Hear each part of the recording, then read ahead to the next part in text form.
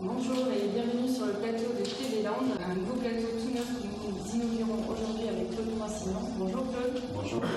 Alors, on a décidé de faire un nouveau plateau et surtout une émission politique pour expliquer le rôle des élus, puisqu'on n'arrête pas de nous demander pourquoi faut-il aller voter, 50% d'abstention aujourd'hui, quelle que soit l'élection, et quel est le travail d'un élu. Ça, c'est une question dont peu de gens ont la réponse. Donc, on va essayer à travers de cette heure de vous faire comprendre quel est le travail d'un élu parlementaire ou d'un élu qui est président d'un département ou qui est président d'une région. Ça sera une première émission, donc au niveau national et départemental. Et puis on fera une deuxième émission où on essaiera de vous expliquer les mairies et les présidents de communautés de communes, quel est leur travail. On espère que cette émission vous incitera à aller voter et à savoir pour qui vous allez voter. Donc Audrey, je vous laisse présenter nos intervenants. Merci Claude. Sans plus attendre, effectivement, je vais présenter nos invités de ce jour. Bonjour Xavier Fortinon. Bonjour. Vous êtes le président du conseil départemental des Landes depuis 2017. Vous nous expliquerez notamment votre rôle et comment vous travaillez avec les institutions régionales et nationales. Alain Rousset, bonjour. Bonjour. Vous avez presque tout connu, maire, conseiller départemental, président de comité de communes et député. Vous présidez aujourd'hui la région de la Nouvelle-Aquitaine. Monsieur Éric Kéros, bonjour. Bonjour. Après avoir été président de la communauté de communes de Max, vous naviguez désormais entre Cabreton et Paris. Vous nous éclairerez notamment sur le rôle d'un sénateur. Monsieur Lionel Cos, bonjour. Bonjour. Député de la 2e circonscription des Landes, vous avez été maire de Saint-Martin-de-Signan, vous êtes toujours conseiller municipal. Vous nous raconterez la vie d'un parlementaire entre Paris et province. Alors pour commencer, est-ce qu'on s'imagine enfin devenir un élu ? On écoute la réponse de vos collègues à cette question. Jamais. Non, absolument jamais. Non. Jamais j'ai pensé un seul instant que je serais parlementaire des Landes. Non, je ne le pensais pas, je ne l'imaginais pas et je ne l'espérais pas. Qu'en est-il pour vous ? Monsieur Rousset, peut-être ? Je crois que l'envie m'est venue assez tôt. Assez tôt, je ne sais pas vers quel âge. Adolescent ?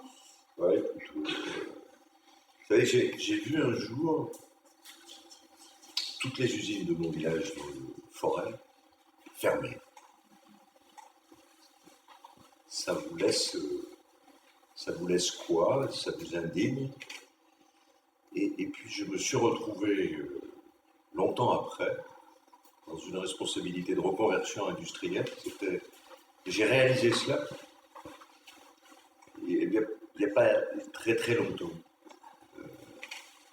Quand les usines ont fermé, il y en avait plus de 30 dans un village de 5000 habitants. On était allé manifester, c'était dans le forêt, c'était à Saint-Étienne. Je me suis aperçu que simplement manifester dans les rues parce qu'une usine fermait ne suffisait pas pour retrouver de l'emploi et du travail dans son village. Et là, il y a quelque chose qui il y a quelque chose qui a dû bouger. Voilà. Enfin, moi, c'est pas tellement de... Je me suis jamais posé la question de savoir si je serais élu un jour. Ce qui m'a surtout animé, moi, c'était le débat et l'injustice. Et collégien, j'ai le souvenir d'avoir débattu avec mes camarades de sujets qui me semblaient quand même déjà assez graves. Et quand j'étais collégien, ce qui était le débat le plus criant, c'était la problématique de la peine de mort et la problématique des personnes qui vivaient dans les prisons.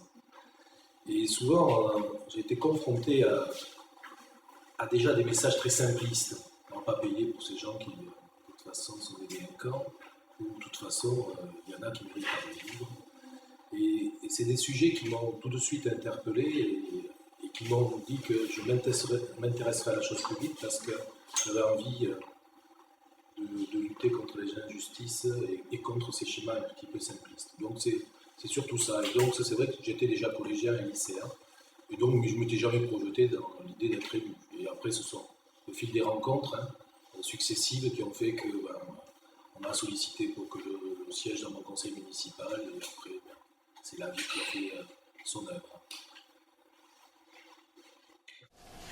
Il y a toujours quelque chose qui m'a amené en politique, c'est l'émergence du Front National. Parce que, comme ceux de ma génération, j'ai vu ce parti croître sur la tolérance et ça m'a c'est vraiment toujours quelque chose qui m'a semblé simpléiste, qui pour moi représente un risque pour la société et la nôtre et d'autres également. Et donc, comme j'ai eu l'opportunité, complètement pour le coup par hasard en ce qui concerne, de rentrer en politique, j'avais aussi cet arrière-plan de lutte contre l'extrémisme et vers une certaine justice sociale. Mais moi, parce que c'est le moment où je dois ma carrière à Jacques Chirac, c'est assez paradoxal, parce qu'il a dissous l'Assemblée nationale en 1997, avec une réussite qui a été assez mesurée en ce qui concerne. Et donc, il y a une majorité de gauche qui est arrivée au pouvoir, et je suis, pour un temps limité, devenu assistant parlementaire. Et c'est à la suite de cette expérience que j'ai continué à m'engager en politique. Donc, il y a aussi parfois des moments d'inflexion dans une vie, et pour moi, c'est celui. Moi, je reprends ce que je disais. J'ai toujours été intéressé, engagé par l'action publique, c'est assez jeune, je suis une hospitable, je suis cette opération Touche pas à mon pote, qui reviennent, c'est d'actualité régulièrement, donc qui m'ont toujours mobilisé. Ceci dit, même si j'ai adhéré très tôt à la partie politique, j'ai 18 ans, j'étais au JS sur l'académie de Bayonne, j'étais plus du monde associatif. Au départ, j'étais très impliqué dans les associations, et surtout les associations environnementales. Et les mandats d'élus, je n'avais pas vraiment beaucoup de connaissances de ce que c'était. Je n'étais jamais vraiment posé la question du temps de mes études. C'était plus l'engagement des idées qui m'intéressait que peut-être. Et puis la vie a fait que les 2020, pour les actions publiques du département, j'ai eu l'opportunité et la chance de pouvoir représenter un projet au programme. Et c'est ce qui m'a permis de démarrer une première étape dans la quand même d'un engagement associatif fort en parallèle. Et qu'est-ce qui fait qu'on bascule dans l'engagement politique et qu'on se différencie des autres citoyens qui vont peut-être s'engager aussi, mais pas en politique? Quel est le ressort? Bon, je pense que c'est un contexte aussi, hein, parce que c'est ce dans quoi vous baignez. Moi, familialement, j'ai toujours eu des débats politiques au sein de ma famille. C'est vrai que moi, j'ai depuis toujours des parents qui étaient engagés dans des organisations politiques, même s'ils n'ont jamais exercé aucune fonction. Donc, quand vous baignez dans ce milieu-là, certainement, à un moment donné,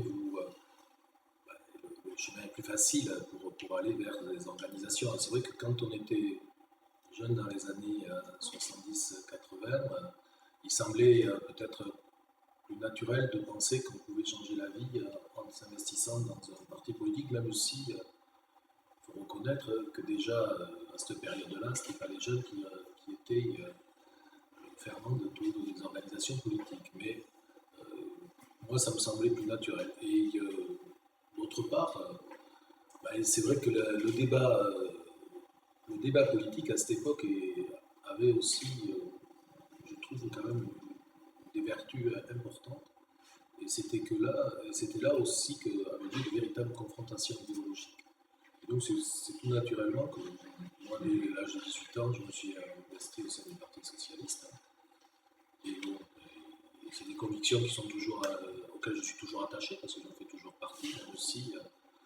C'était plus facile certainement d'être au Parti socialiste en 1980-81 que d'y être aujourd'hui. Mais quand on est attaché aux valeurs qui portent ce mouvement, on y demeure. Pour répondre à ce que disait Alain, il y a un moment où, sans doute, quand on regarde ce qu'il y a autour, il y a une volonté simplement d'agir sur le réel.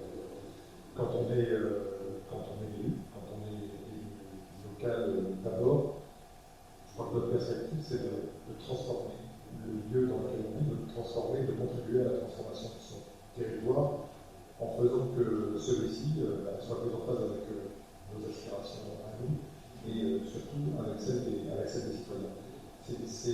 C'est notre rôle. Et ce sentiment de... Quand vous prenez une décision, vous savez qu'elle aura des conséquences sur un territoire. Vous savez qu'a priori, ce territoire peut être, la trajectoire de ce territoire peut être complètement changée par ce que vous faites. Ça, je crois que c'est à la fois une responsabilité et aussi un sentiment un petit peu de devoir par rapport à l'endroit où vous vivez. Quand on est parlementaire, c'est relativement différent, puisque là où vous pouviez voir avant par le prisme de votre territoire ce qu'il faut faire sur celui-ci, vous devez réfléchir à faire en sorte que les règles qui sortent puissent être appliquées à tous les territoires, ce qui est un sport un petit peu différent. Vous ajouter Oui, ce qui est plaisant en politique, comme mon parcours, c'est de démarrer par un mandat local. C'est qu'un mandat local permet d'être très opérationnel. J'étais maire, c'est des choses de plaisant, parce qu'on a des choses qui bougent quasiment tous les jours. On prend une décision un soir, et le lendemain, mesurer l'impact sur sa commune. C'est vrai qu'on disait Kérouche sur les parlementaires, c'est beaucoup plus long. C'est autre chose. C'est compliqué, la lecture de loi, ça prend beaucoup de temps, ça nécessite beaucoup de travail. On est souvent beaucoup plus longue pour diverses raisons. Si vous souhaitez démarrer sur des choses très opérationnelles, je pense que c'est pour ça aussi que je reste engagé dans mon action politique. Peut-être que si j'ai démarré déjà par quelque chose comme un député ou sénateur, ça aurait peut-être été différent. Monsieur Rousset. J'ai oublié la question du départ. Oui, qu'est-ce qui vous différencie avec les autres citoyens qui s'engagent mais pas en politique? Pourquoi la politique? Mais d'abord, vous avez plein de gens qui n'ont pas envie d'avoir une carrière, des responsabilités politiques ou publiques. Moi, je suis, comment dire, addict à la responsabilité publique. J'aime pas toujours, mais Éric Kérouche le sait, le mot politique, même si, parce que beaucoup se le font rouler dans la bouche pour éviter de rentrer au fond. Moi, je suis un responsable public. Voilà. Qui réfléchit aussi à l'efficacité des politiques économiques, de transport, de mobilité, de formation qu'il mène, en se disant comment je les co-construis avec mes concitoyens. Comment, par exemple, je construis une politique agricole avec les paysans. C'est ce qu'on fait depuis le début, ou bien une politique industrielle avec les chefs d'entreprise, avec les entreprises. La difficulté de l'exercice en France, c'est qu'on ne sait pas trop qui fait quoi. C'est que ce pays est le dernier pays, peut-être que ces deux mots seront un jour contradictoires, démocratique et centralisé. On va dire. Et j'avoue...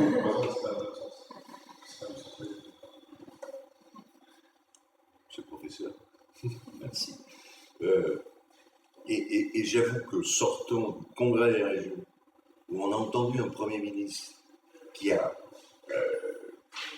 recentralise tout, alors qu'on sait l'efficacité des politiques, qu'elles soient à l'échelle d'une commune, d'un département et d'une région, c'est une incompréhension totale qui existe aujourd'hui.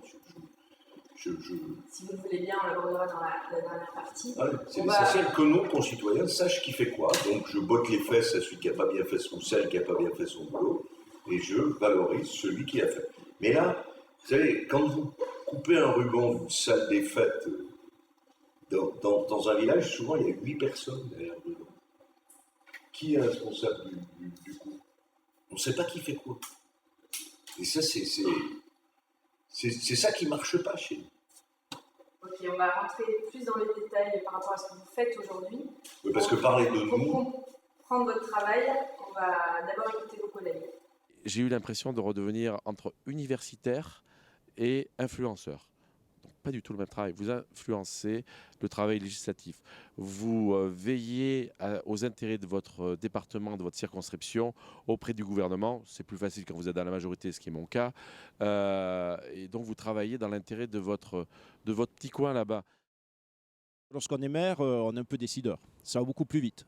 Voilà, donc on peut faire accélérer, on peut porter des projets très vite et toute la journée, on passe la journée à prendre des décisions. Quand on est député, c'est différent. On porte des idées, on porte des valeurs. Et ensuite, on essaye de faire en sorte qu'elles avancent, comme je vous l'ai dit tout à l'heure, en essayant de convaincre nos collègues. On est 577. C'est difficile. Écoutez, le travail théorique du parlementaire, c'est de voter la loi, qu'il en soit à l'initiative ou que ce soit une loi d'initiative gouvernementale. C'est d'évaluer l'action du gouvernement, l'efficacité des politiques publiques et puis d'exercer le contrôle sur l'action du gouvernement. Donc Fabien Linné se voit comme un universitaire, un influenceur. Qu'en pensez-vous? Universitaire. Si vous considérez comme collègue.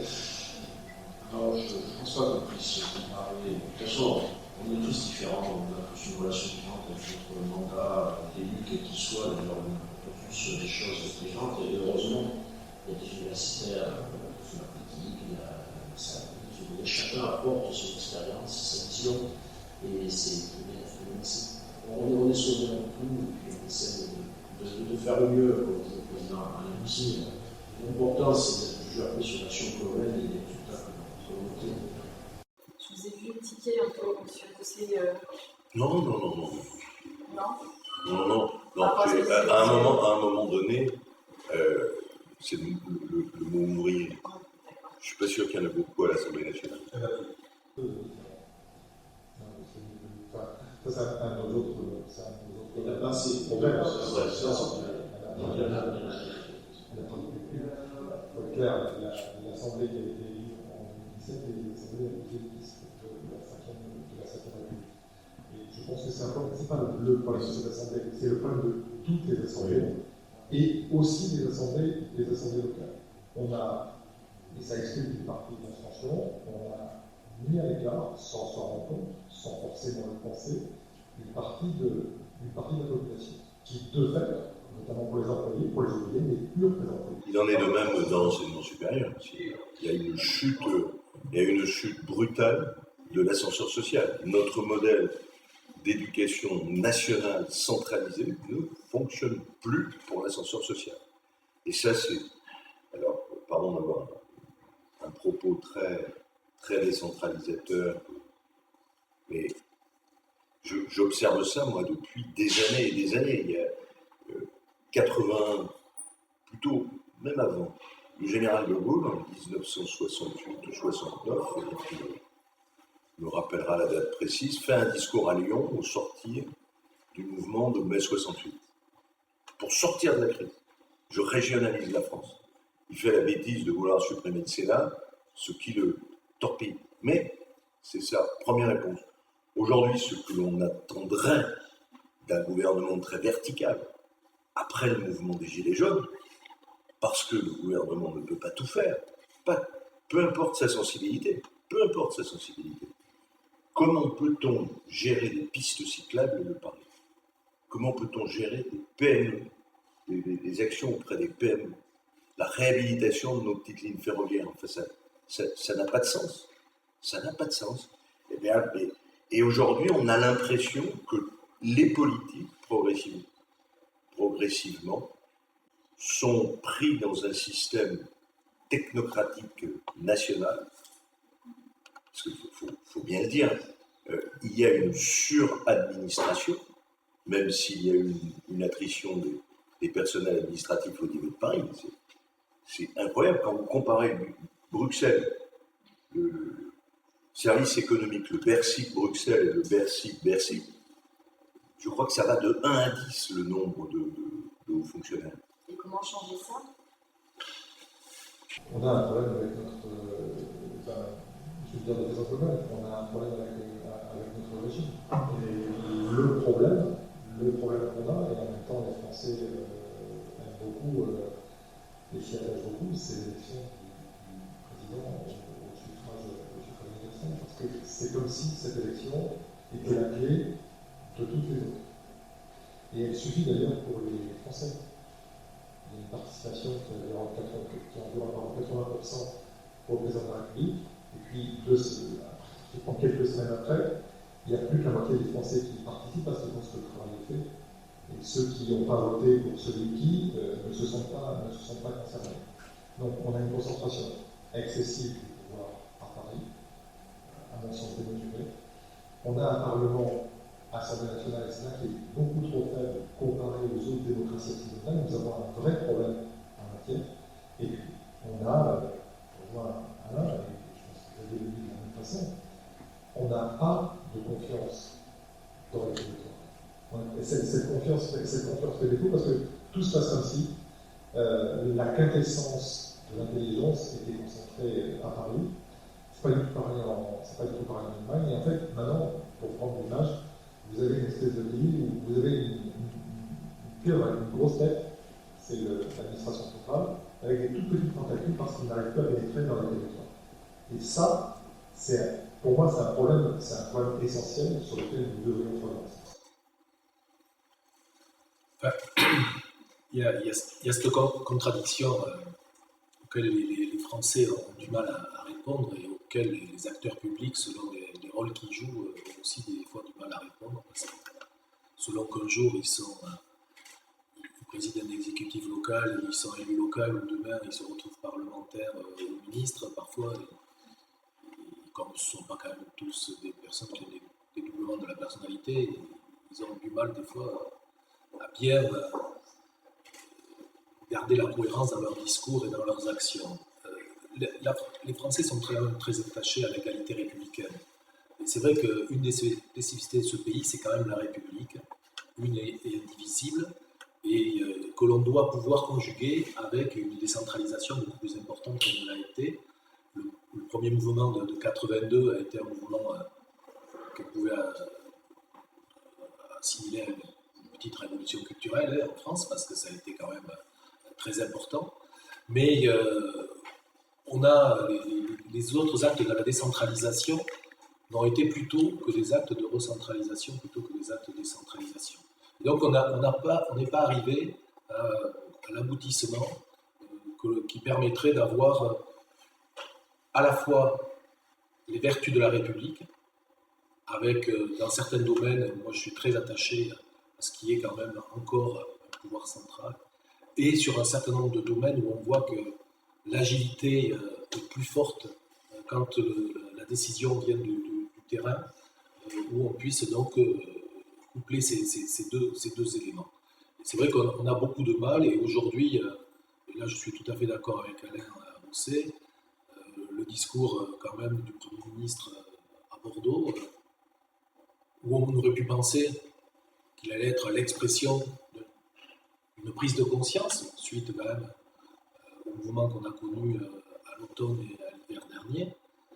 Mais, ça a été l'expression d'un statu quo et surtout l'expression d'une défiance à l'égard des territoires.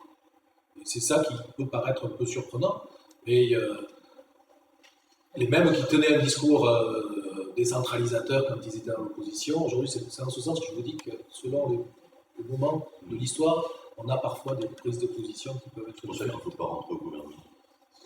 C'est vrai qu'on a un État central très fort, certainement beaucoup trop fort, des cadres objectifs, de manière qui peut tout gérer, considérer, qui peut surveiller au niveau parisien, au niveau du gouvernement, peut-être même du Parlement, alors certains, je sais plus même qu'il y a plusieurs années, on l'a vu à tous les niveaux.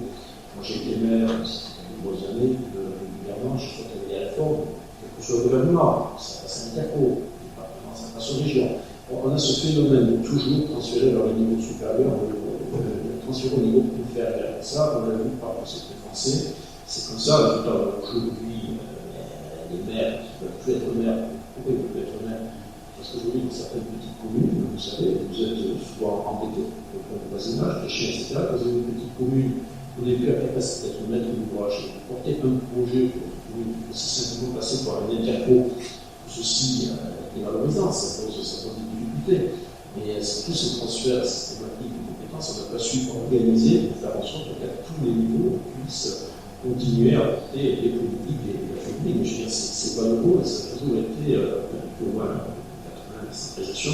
Je pense que depuis, on a toujours essayé de remonter les niveaux avec le champ des compétences. C'est peut-être ça qu'on peut conclure à voir.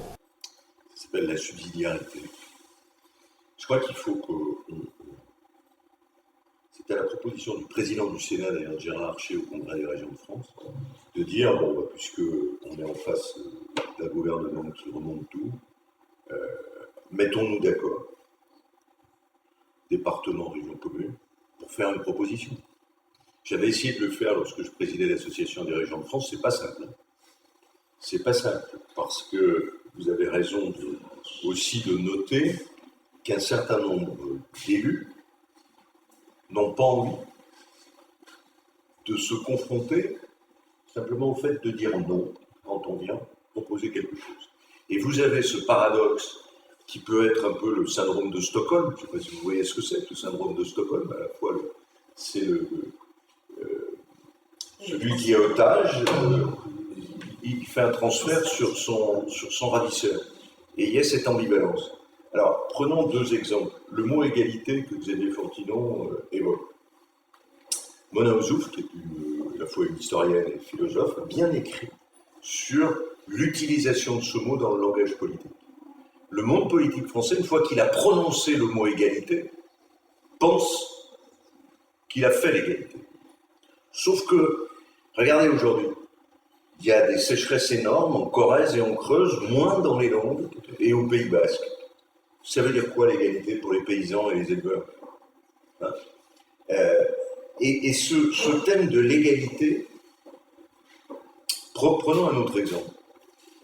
L'État voulant continuer à tout faire, être présent partout, des préfectures, des sous-préfectures, tout un tas de systèmes. On est le seul pays à avoir des formes de commissaires de la République un peu partout. On est le seul. Le Portugal a arrêté ça. Hein. Et le Portugal a dédoublonné, ce qui ferait faire des économies, toutes les fonctions. Que se passe-t-il? Et il se passe qu'on a c'est vrai, une suradministration dans notre pays. Parce qu'il y a des têtes doublons. Et on pourrait faire des économies dont les moyens, parce que je ne suis pas pour la baisse de la dépense publique, on voit où en sont nos routes, on voit où en sont nos voies ferrées, on voit où en est notre justice. Songez qu'on a une justice qui, rapportée au coût par habitant, est la même qu'en 1914. Donc la recherche, c'est pareil, si on n'investit pas massivement dans la recherche, ben on ne prépare pas les emplois dans 10 ou 15 ans. Donc c'est toute cette... Et on voit bien où pourrait être l'État. Regardez, les policiers manifestent dans la rue. Est-ce que vous avez vu l'état des commissariats ou l'état des gendarmeries? Et c'est normal qu'ils manifestent. Mais pourquoi ne nous pose-t-on pas la question aussi de la façon avec laquelle la force de police est utilisée? Regardez ce qui s'est passé à l'hôpital Necker, où les forces de police ont encerclé une série de manifestants qui ont apporté des troubles. Enfin, je veux dire, on ne se pose pas. Et puis aujourd'hui, quel est l'espace pour une collectivité locale de se démarquer de politiques traditionnelles? On essaye de le faire, hein, je pense que cher Xavier, au niveau du département, au niveau de la région, mais c'est un vrai problème. Moi, je fonctionne différemment de mes autres collègues dans mes relations à l'industrie et à l'entreprise. Et ça ne marche pas si mal que ça. Il y a ce paradoxe qu'évoque Claire, parce que d'un côté, il y a un certain nombre qui disent qu'on est suradministré, et dans le même temps, qu'est-ce qui se passe? C'est qu'il y a quand même un délitement, une disparition des services publics au plus près des territoires. Et des personnes qui se sentent complètement abandonnées par les services publics. Donc il y a, je pense, une grosse difficulté, c'est que, et c'est aussi la même chose que, c'est lié un peu aussi à la centralisation, c'est-à-dire qu'on n'a jamais souhaité dégrossir l'administration pour des personnes, vous pouvez leur apporter toutes les infrastructures que vous souhaitez. À un moment donné, s'il n'y a pas d'accompagnement humain au plus près, eh bien vous perdez le sens. Et aujourd'hui, ce dont on nous reproche le plus nos concitoyens, c'est cette perte de lien social et cette perte de relations au plus près. Et il faut qu'on soit très attentif, ne pas avoir des réactions trop technocratiques en disant tant d'usagers, tant de personnes en face. Non. Parce que vous n'apportez pas le même accompagnement à quelqu'un qui est en détresse qu'à quelqu'un qui, de toute façon, a tout pour réussir. Et donc, il faut qu'on soit très attentif, et dans notre organisation territoriale, il faut qu'il y ait de plus en plus de proximité. Si l'on veut demain, et je pense que tous autour de la table on partage au moins cet objectif-là, Eric l'a dit en introduction, qu'on fasse attention que demain, ça ne soit pas le grand remplacement qui remplace tous les démocrates. Rapport Front National. Vous partagez leurs propos sur la décentralisation? Je suis très attaché, c'est tout le monde un territoire, je pense que ça, la meilleure réponse et les meilleures solutions à ce problème. On est plein de contradictions. On a dit, effacer les impôts, qui a trop fonctionnaires de services, c'est vraiment, et de l'autre côté, regarder les services qui sont parce qu'ils en ont besoin à côté de chez eux. C'est la même question que vous souhaitez d'ailleurs avec les élus, les échos, les municipaux, tout le monde qui est à la peau, de l'autre côté, quand ils ont besoin, ils vont les chercher. Et ça fait partie des grosses contradictions sur lesquelles on a peut-être du mal à apporter les bonnes réponses. Les yeux de partage, c'est pas parce qu'on ne pas les bonnes réponses, c'est une solution. Donc il faut qu'on fasse plus confiance sur le territoire pour savoir quels sont les services de proximité, ceux qui sont indispensables pour le travail avec les populations. Et où est-ce qu'ils veulent, c'est toute une démarche. Ça, il faut retrouver dans ce qui a été dit, c'est pas l'organisation du plat qui est aujourd'hui qui peut mieux. Il faut faire confiance aux collectivités locales, trouver des solutions pour que les schémas départementaux régionaux puissent être mis en œuvre, que ce soit à ce niveau-là, pour déterminer les institutions quelles actions sont d'un côté. Moi, je pense que ça, c'est fini. Oui, les maires, en longueur d'année, en fait, de nouveau. Les maires, je l'ai fait sur la France, sur la jeunesse, sur l'emploi, etc. Donc, tout ça qui se met en place. On oublie aussi un petit peu. Voilà, c'est que quand on le met en place, les gens sont par contre c'est supplémentaire. Par contre, quand on le retire, ça fait tout de suite un problème, même s'il n'est pas forcément utilisé. Donc, il faut qu'on travaille tout ça avec les territoires là-dessus. Prolonger peut-être encore sur cette question, on entend souvent qu'il y a trop de strates, de millefeuilles des collectivités. Est-ce que c'est une vraie question, c'est un mythe? Comment vous pouvez argumenter sur cette question?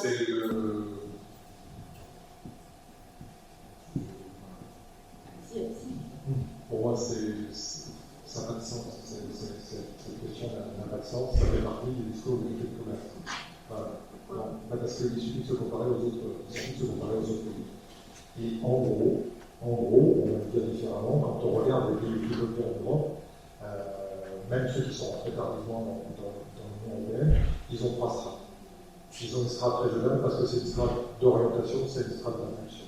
Ils ont une strate intermédiaire et ils ont une strate de proximité. Il peut y avoir des fusions entre les deux premières. Mais penser que c'est parce qu'on supprime une strate que les problèmes traités par la strate vont s'évanouir ou qu'ils ne font plus l'objet de politiques publiques, c'est de la connerie. Au bout d'un moment, c'est assez pénible. La seule spécificité de France, c'est d'avoir 42% des communes de l'Union européenne. C'est ça notre spécificité. Et Eric, et la faiblesse du pouvoir des régions. Ce pays n'a pas de classe moyenne si vous voulez, un pays qui n'a pas de classe moyenne, que de personnes, d'entreprises. Regardez cela, d'entreprises. On a des très grands groupes et des PME sous-traitantes. Toute notre épargne, et pas d'entreprises de taille intermédiaire, que les Allemands appellent le Mittelstand, toute notre épargne remonte à Paris et est transformée par Paris pour descendre en fonds propres des entreprises. Et de la même manière, on a un État avec des collectivités locales.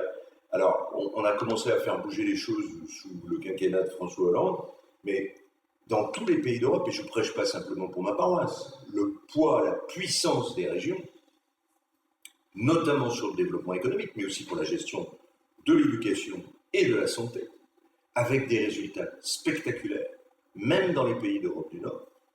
Le paradoxe, c'est que nous, on a le mot égalité, fraternité, mais en même temps, l'éducation nationale, on est dans le rapport PISA un des derniers pays d'Europe sur l'égalité. Pour reprendre sur ce que je disais là, en gros, l'influence, on va dire, d'une région dans le PIB En Allemagne, c'est 5 fois plus important qu'en France. Alors vous allez me dire, oui, mais c'est un État fédéral. Mais en Espagne et en Italie, c'est déjà 3 fois plus fort. On a un problème, nos régions sont des nains politiques et des nains financiers. Et je vais finalement à la commune parce qu'on dit, on a une chance forte, c'est d'avoir ce maillage démocratique malgré tout qui demeure. On a trouvé une solution avec le groupe commune intercommunalité. Dans la mesure où on ne veut pas fusionner les communes en France, et je pense d'ailleurs qu'il faut le faire, pas sous la forme qu'on pense, c'est une évidence, parce qu'on oublie, sinon, le travail qui est fait localement par ces incarnations ponctuelles de la République que sont les maires sur tous les territoires. Et c'est une partie de ce qui a permis que le lien se fasse toujours. Je pense que c'est une richesse, et je vais vous citer un chiffre, c'est tout simple. En Grande-Bretagne, là où pratiquement l'ensemble des communautés territoriales ont été décimées, les taux de participation aux élections locales excèdent rarement 30%, et on est parfois à 20%. Ce n'est pas une course au gigantique, c'est une course à l'efficacité, et aura un meilleur rapport entre l'État et les collectivités, on en est. Non mais, ce je crois qui est essentiel, c'est que réellement, la gestion des difficultés ou des problèmes doit se faire différemment, doit se faire en fonction de la taille du problème. C'est-à-dire qu'il y a des fois, un maire va être en capacité de résoudre une difficulté. Si on parle par exemple d'environnement ou d'eau, d'assainissement, on est tout de suite sur des échelles qui sont beaucoup plus grandes, parce que la ressource n'est pas toujours située dans sa commune, et qu'il faut aller chercher de la ressource ailleurs. Donc il y a besoin d'entente entre les territoires. Si on parle de cohésion sociale, eh bien, il faut à la fois prendre un petit peu de hauteur, mais ne pas trop s'éloigner non plus. Donc c'est le problème des strates est vraiment pour nous, enfin pour moi du moins, un faux problème. C'est que réellement, c'est en fonction du sujet, il y a besoin d'avoir un certain niveau de décision. Et si réellement il y avait une bonne répartition des compétences dans ce pays, je pense qu'on s'en sortirait bien. Mais sauf qu'à chaque fois que ce débat arrive sur la table, et sous le quinquennat de François Hollande, Alain était législateur à cette époque, ce qu'il y a, c'est que chaque échelon se tire dans les pattes plutôt que d'essayer de construire un modèle qui bénéficie à tout le monde. Et c'est là où c'est détestable. C'est dans ce sens que je vous disais que l'élu, selon qu'un jour il est maire ou qu'il est ministre, eh bien, il va avoir peut-être des discours qui sont très différents. Et en ce sens, je pense que c'est ça que les gens n'arrivent pas toujours à bien comprendre. Et comment on peut changer ça? Ben, avec un peu plus de cohérence, un peu plus d'intégrité, et que, en fonction qu'on essaye de tenir toujours des discours sur ça. Vous savez, je vous le disais, moi, modestement, j'ai appartenu à un mouvement, j'ai toujours, parce que je défends toujours la même ligne politique. Et c'est vrai que parfois, c'est cette navigation permanente que les gens ne comprennent pas toujours, et quelque part les éloigne un peu de l'action publique. Et que l'on dit que bon, on défend plus notre poste que la politique que l'on mène. Et c'est là où je crois que chacun individuellement devrait faire cette introspection afin qu'il mette toujours en cohérence sa pensée, ses actes à travers le temps. Je ne sais pas ce qu'en pense Éric Kerrouche, mais un pays centralisé ne fait pas de réforme. Il se révolte. Ou il s'endort. Mais 68, d'autres moments, 45 était un grand moment. Et après les Gilets jaunes, voilà, le pays s'est révolté. Les Gilets jaunes n'étaient pas... C'était une vraie révolte. La France est un pays de révolution. Et donc, un pays décentralisé, il se réforme. D'abord, il crée, comme vous le disiez tout à l'heure, il est capable de créer des services publics. Si je prends un service public aussi essentiel de l'accompagnement des handicapés, c'est quand même la base, les parents d'enfants handicapés, qui ont créé le service public, repris par les collectivités, et qui est monté progressivement pour en faire un grand service public au niveau national. Peut-être aussi parce que Jacques Chirac avait sa fille qui avait un vrai handicap. Donc il faut tenir compte de ça. Regardez, notre rapport à l'entreprise. notre rapport à l'entreprise. Quand on le prend du niveau national, il devient des étincelles, un choc. Voilà. Nous, au niveau régional, je crois que on est proche de l'entreprise, on soutient l'entreprise. C'est même une des originalités de cette région. C'est pas pour ça que je n'ai pas ma sensibilité politique et que je la garde pas, tout simplement. Le prédécesseur de Xavier Fortillon, Henri Emmanuel, n'était pas quelqu'un qui avait, sur le plan de son engagement politique, camouflait son engagement politique. Ceci dit, c'était le meilleur connaisseur dans les langues du monde industriel. Hein, voilà. Donc, mais ça doit être politique de soutien oui, mais vous avez à un moment donné tout ça. Vous savez, moi j'ai vécu une période alors ça a été quand je travaillais dans le monde industriel, donc je n'ai pas un effort particulier à faire. Quand j'arrive après à la mairie de Pessel, membre de l'agglomération bordelaise, je crée le premier incubateur, c'est-à-dire à côté de l'université. Et qu'est-ce que disent mes collègues de gauche ou de droite?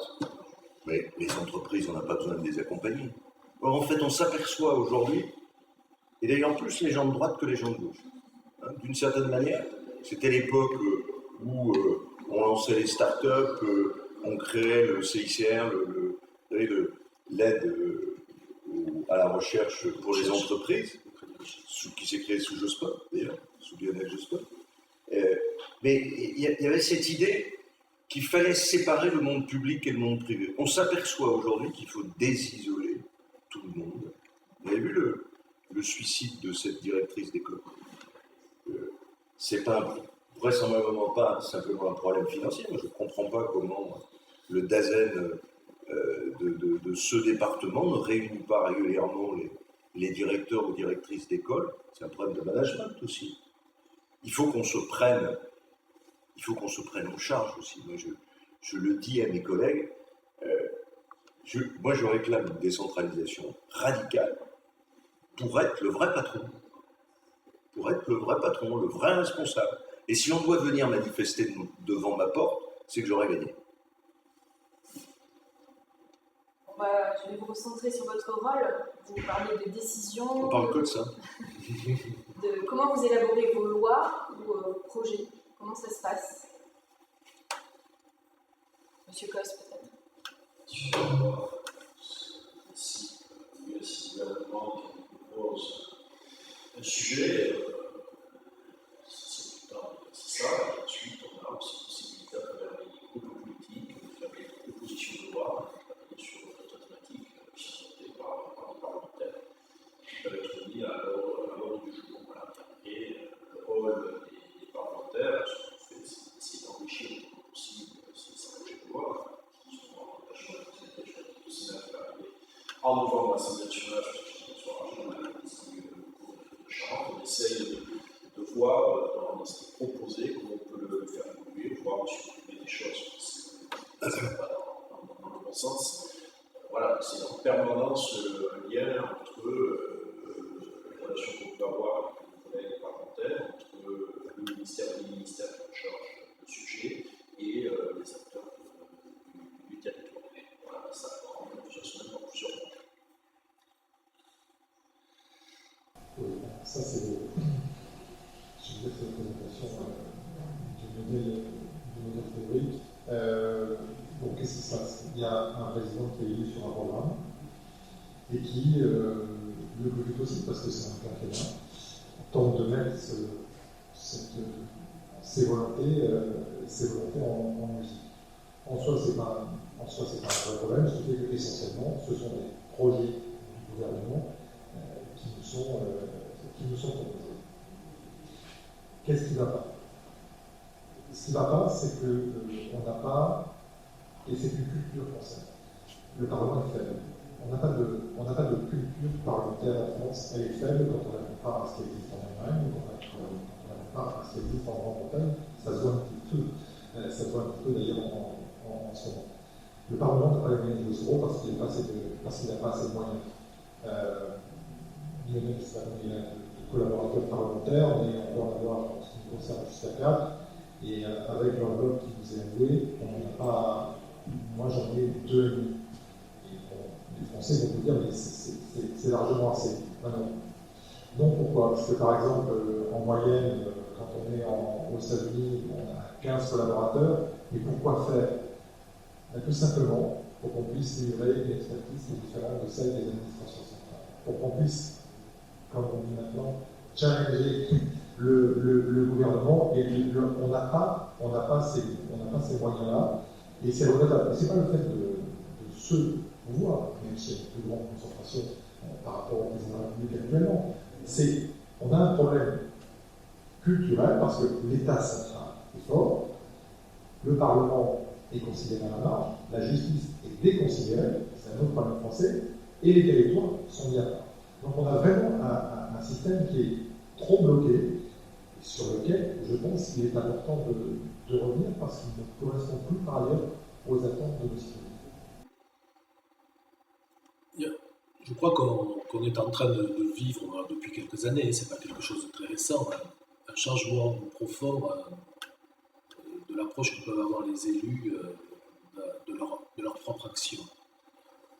Parce que pendant très longtemps, le système de démocratie représentative disait qu'il y avait une élection et pendant la durée du mandat, on appliquait le programme pour lequel on avait été élu sans réel aller-retour avec la population. Aujourd'hui, il n'est plus concevable de porter un projet structurant important sans être à l'écoute un petit peu du ressenti de la population. Je crois qu'il faut que systématiquement, on induise beaucoup plus de dialogue avec nos citoyens pendant la durée du mandat. C'est-à-dire que ce n'est pas un blanc-seing qui nous est donné pendant la durée du mandat. Et quel que soit le niveau de nos responsabilités, il faut que l'on mette vraiment de plus en plus de dialogue territorial avec les associations, mais aussi directement avec les citoyens. C'est pour ça qu'un des exemples récents et qui visiblement fonctionne bien, on a mis en place un budget donc participatif, et là, les idées devaient être déposées jusqu'au 30 septembre, et il y a eu plus de 800 idées qui ont été déposées. Ça me témoigne bien de la vitalité d'une part, d'une envie de participer, et donc ça témoigne donc que les gens ont envie de s'exprimer durant un mandat et qui ne sont pas uniquement spectateurs, mais qui souhaitent être acteurs de leur devenir et de leur propre cadre de vie. Donc je pense que là aussi, c'est de notre responsabilité d'organiser aussi ce fonctionnement différent de celui qui pouvait exister ces décennies précédentes. L'expérience de maire est intéressante parce que j'étais maire pendant 12 ans de Pessac, ville qui a une tradition associative très forte. Les associations de quartier sont, dans ma commune, des syndicats de quartier.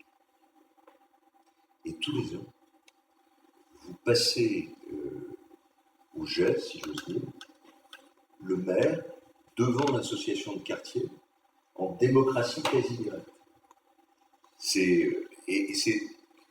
C'est très apprenant, si j'ose dire.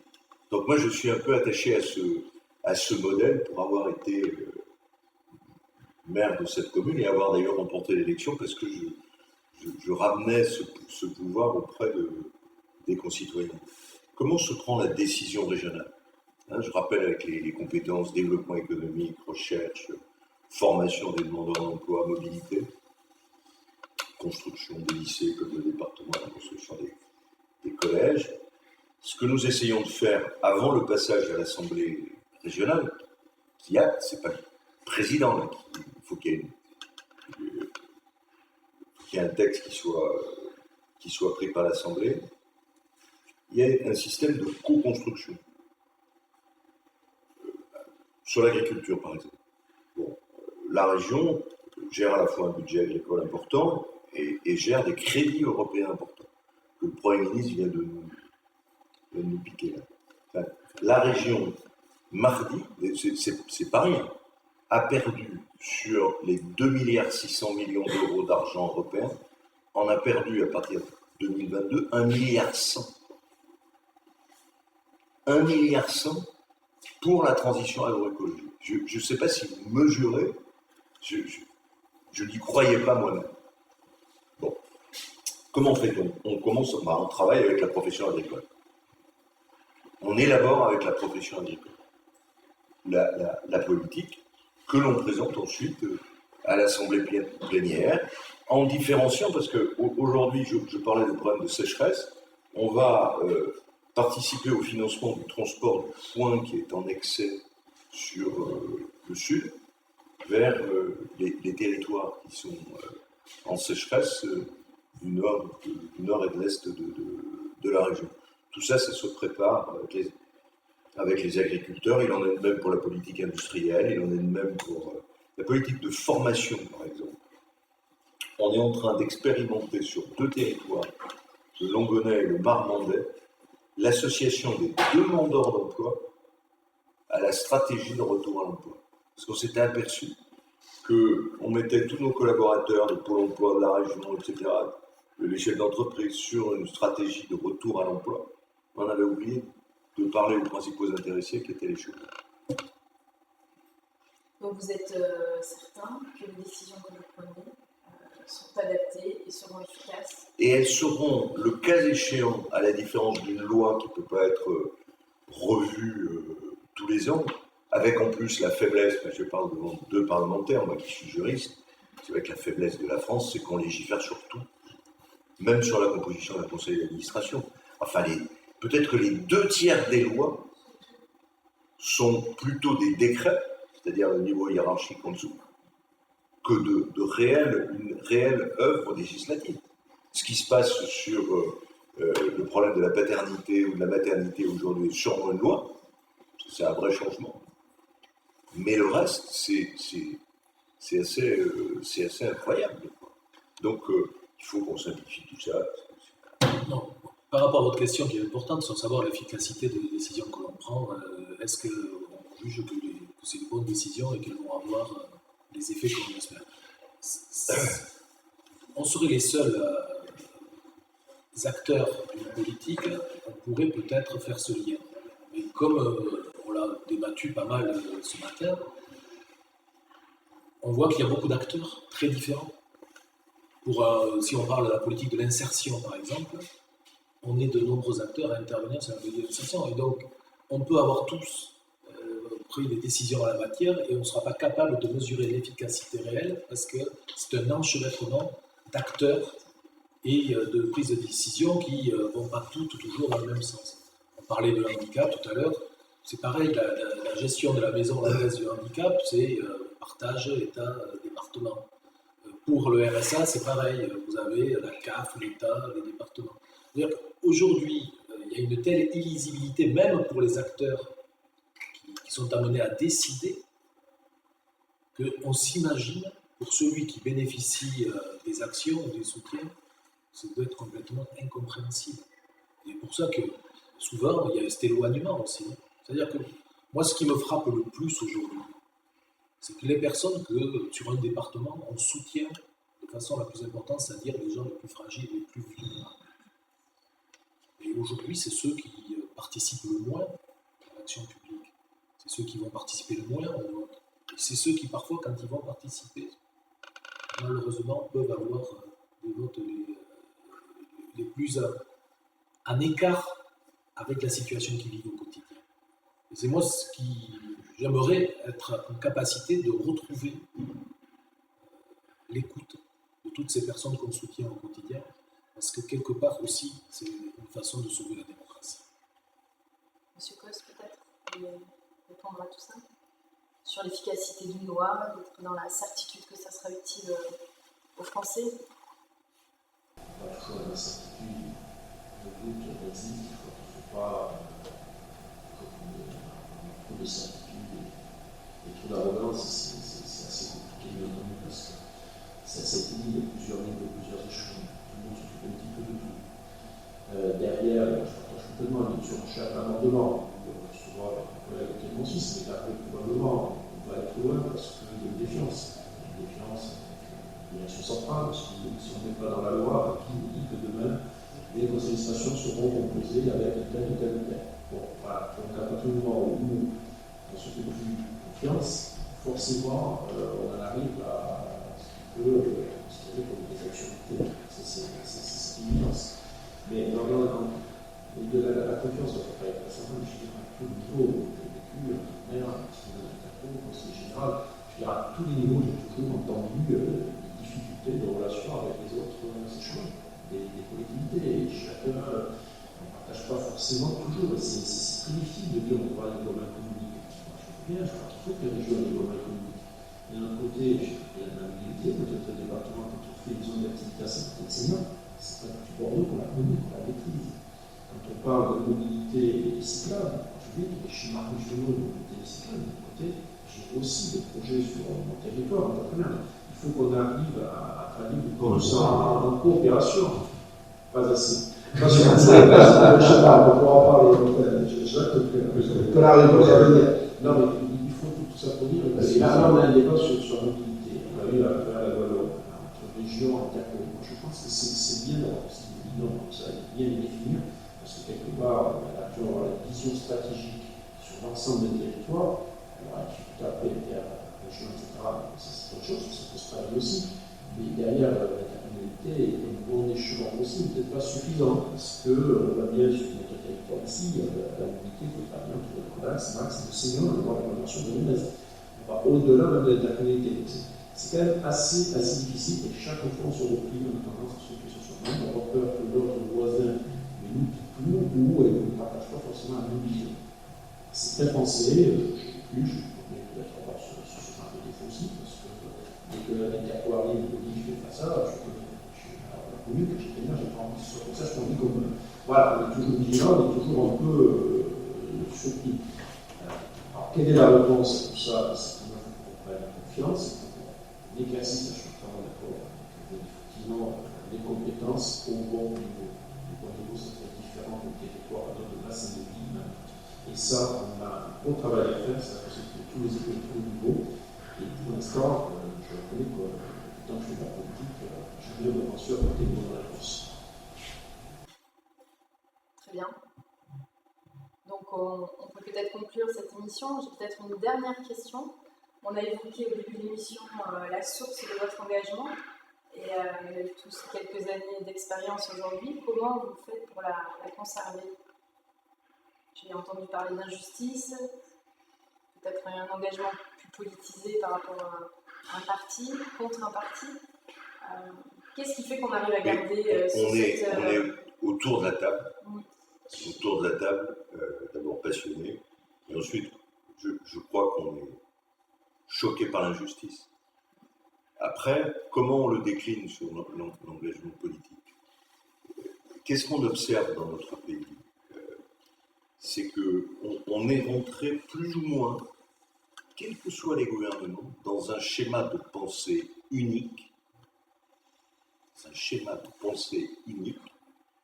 dont la quintessence est peut-être ce gouvernement. Voilà. Quand je regarde les choix politiques qui sont faits dans d'autres pays, y compris des pays qui ont des gouvernements dits de droite, il y a parfois des positions. Je prends les services publics de mobilité.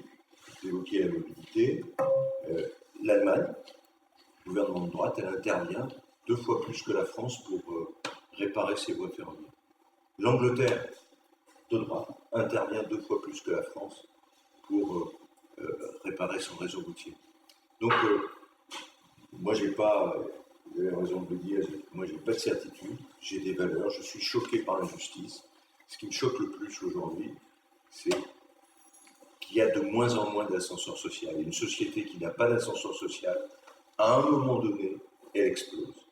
Et c'est tout le paradoxe de ce que l'on vit. Plus vous êtes né dans un milieu modeste, défavorisé, etc., moins, chaque jour qui va, vous donne des chances de faire des études supérieures, d'aller dans des bonnes écoles, etc.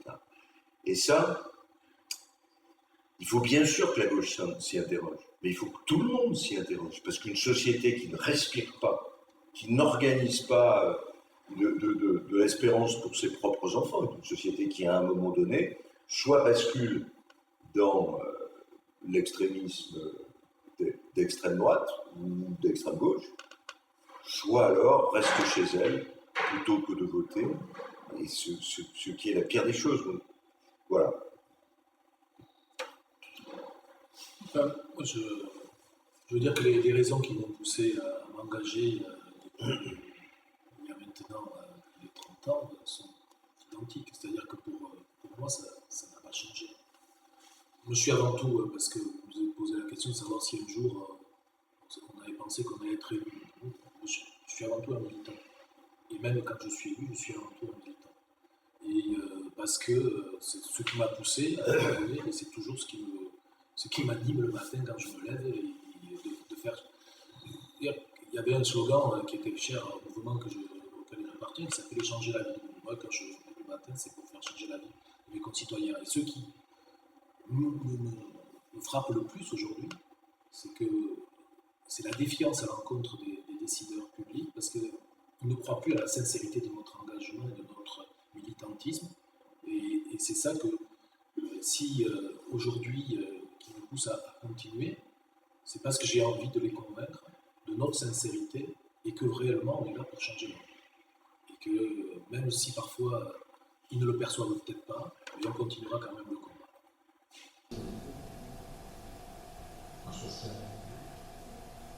Quand je regarde rétrospectivement ces 25 et ces 30 dernières années, je pense qu'effectivement qu'il y a une idéologie qui s'est introduite dans l'esprit de tout le monde et qui domine. Et quand on regarde même l'état de notre pays, je pense qu'il y a un point fondamental avec le libéralisme. Pas parce qu'il faut changer le système capitaliste, mais ce qui est évident, c'est que le libéralisme, dans la dimension qu'il a prise actuellement, notamment avec son volant financier, impose des solutions à une grande partie de la population mondiale et singulièrement à une partie de la population française qui n'est pas soutenable. Or, on parlait de retrait d'une partie de la population. Je pense que certains pensent qu'une grande partie des dirigeants, et donc des dirigeants politiques, se sont accommodés du fait que, en gros, c'était comme ça, et que donc ils seraient passés par perte de profit. Et que, partant de là, toutes les mesures qu'on peut prendre ne concernent qu'une minorité, et pas eux individuellement, qui vivent des solutions, des situations. Alors, vous allez dire, mais c'est un parlementaire, ça, vous avez quand même une position sociale différente, mais enfin, je veux dire, on fréquente plein de gens, je visite aussi des entreprises, et on voit des gens qui sont dans des situations difficiles pour ceux qui ont un emploi, et d'autres également. Et mon problème actuellement, après, c'est ma vision des choses, je pense que depuis 2 ans, on est lancé dans ce libéralisme, au détriment de ce qui fait la société française. Et je ne crois pas que les solutions qui n'ont pas fonctionné ailleurs fonctionneront en France. Je crois qu'il y a des biens publics qu'il faut sauvegarder. Je crois qu'il ne faut pas se débarrasser d'aéroports de Paris. Je pense qu'il y a une question de justice sociale qui est essentielle. Je pense qu'il ne faut pas augmenter après un emploi uniquement, je pense qu'il faut augmenter les salaires. Je pense qu'il faut redéfinir la part de l'actionnariat et la part qui revient aux salariés. Parce que si on ne fait pas ça, eh bien, ça veut dire qu'on abdique. Ça veut dire qu'on abdique devant un certain sens des choses qui s'impose à tous, qui profite à certains, mais sûrement pas à l'ensemble. Et ça, c'est pour moi quelque chose qui me maintient éveillé. Vous l'avez compris.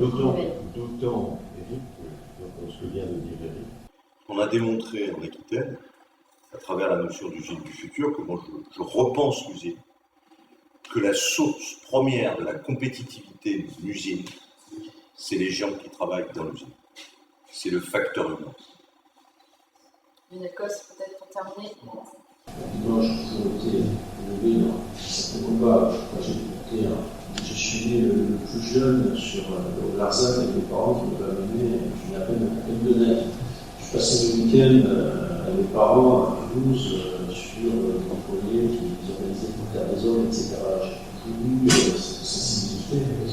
Et je pense que ce modèle-là, c'est un que je peux avoir des gens, mais pour moi, l'engagement, c'est vraiment de faire en sorte de pouvoir accompagner les santé de réponse à cette session qui souffre le plus, notamment ici, parce que c'est déjà notre communauté, mais aussi d'accompagner cette gestion de projets pour notre pays et pour nos territoires. Voilà, donc, moi, c'est ma passion, c'est pour ça que je m'engage et c'est pour ça que je continue à m'engager dans ce chemin. Merci beaucoup. Cette émission se termine. Je vous remercie encore d'avoir participé à cette émission et à ce débat. Merci à l'équipe de TV Land. Il y a Armand, Béatrice, Laura et Nadine. Et je vous dis à bientôt sur TV Land.